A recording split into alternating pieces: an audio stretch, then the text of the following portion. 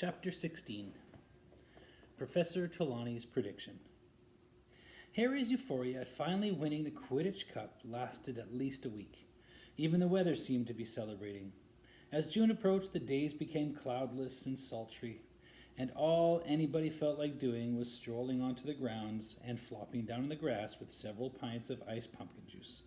Perhaps playing a casual game of gobstones or watching the giant squid propel itself dreamily across the surface of the lake. But they couldn't.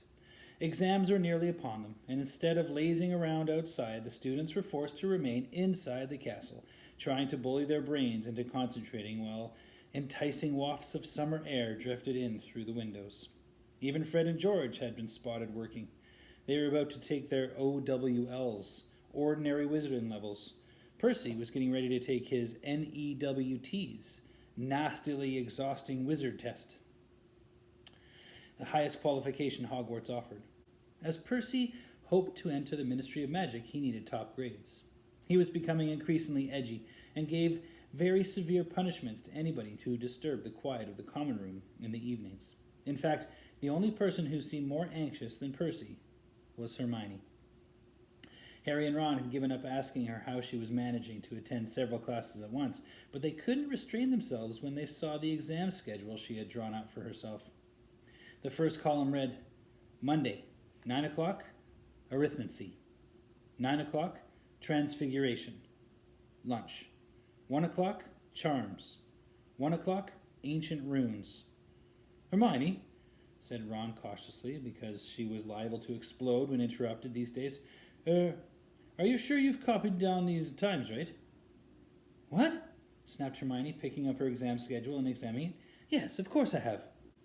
Is there any point asking how you're going to sit for 2 exams at once? Said Harry. No, Hermione said shortly. Have either of you seen my copy of Numerology and Grammatica?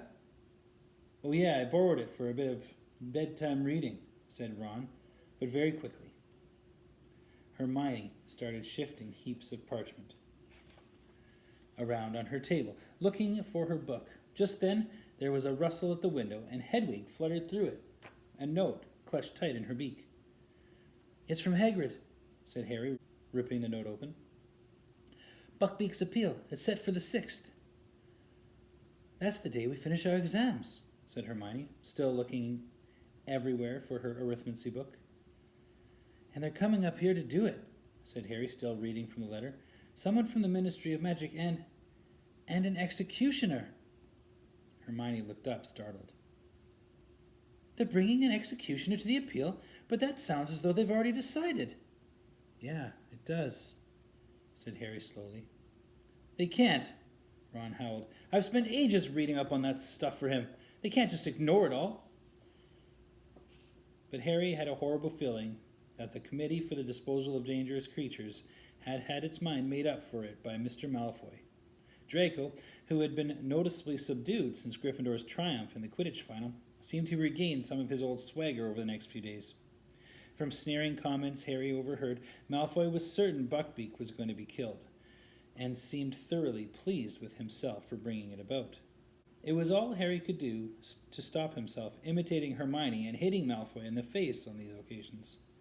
And the worst thing of all was that they had no time or opportunity to go see Hagrid, because the strict new security measures had not been lifted, and Harry didn't dare retrieve his invisibility cloak from below the one-eyed witch.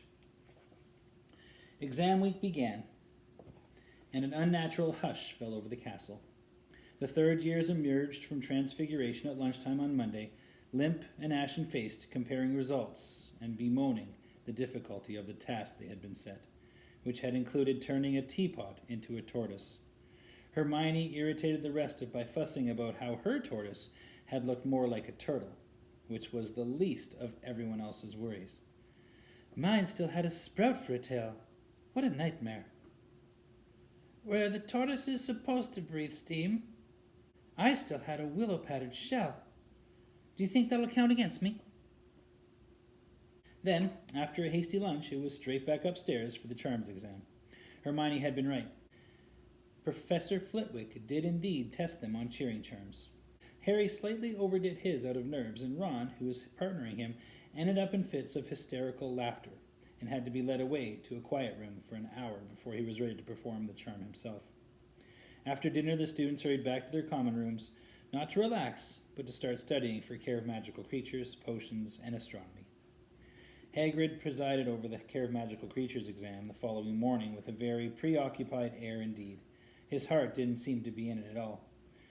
He had provided a large tub of fresh flobberworms for the class, and told them that to pass the test, their flobberworm had to still be alive at the end of 1 hour. As flobberworms flourish best if left to their own devices, it was the easiest exam any of them had ever taken, and also gave Harry, Ron, and Hermione plenty of opportunity to speak to Hagrid.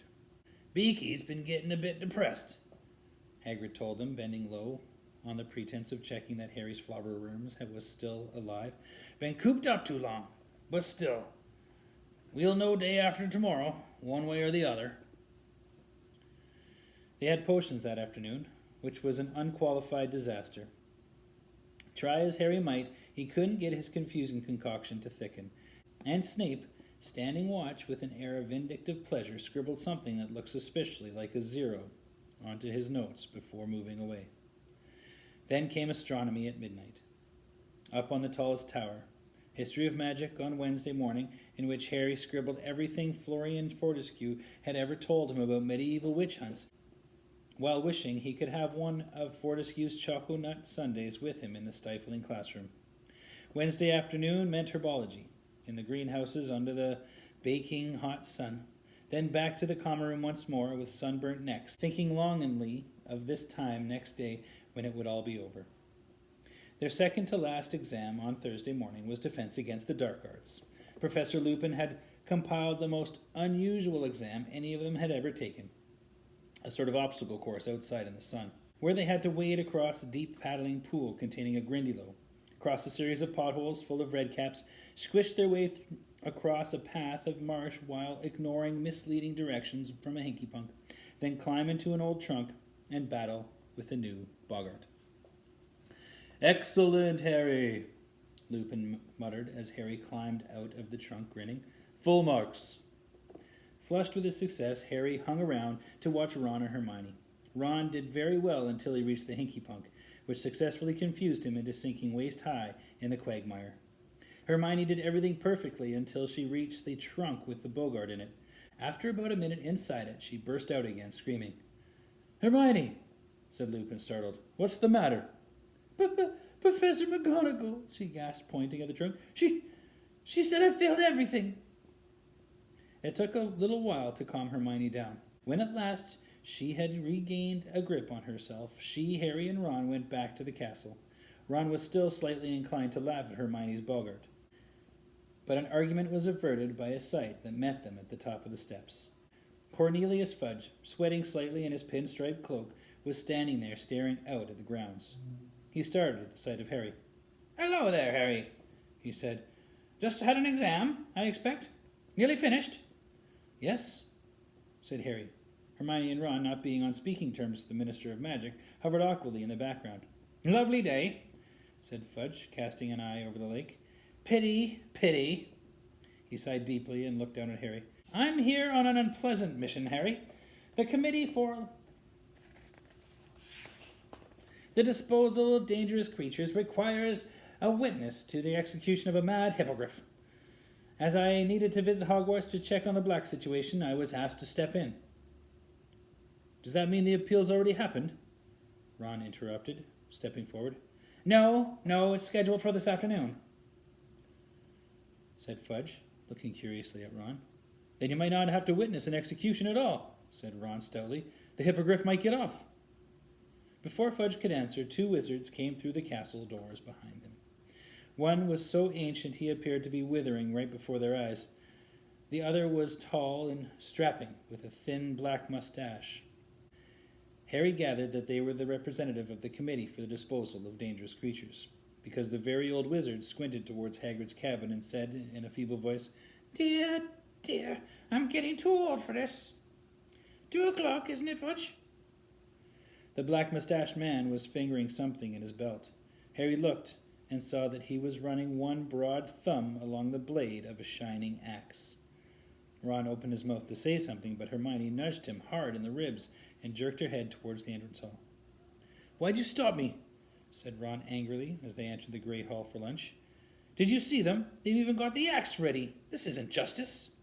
"Ron, your dad works for the ministry. You can't go saying things like that to his boss," said Hermione, but she too looked very upset. "As long as Hagrid keeps his head this time and argues his case properly, they can't possibly execute Buckbeak." But Harry could tell Hermione didn't really believe what she was saying. All around them, people were talking excitedly as they ate their lunch, happily anticipating the end of the exams that afternoon. But Harry, Ron, and Hermione, lost in worry about Hagrid and Buckbeak, didn't join in.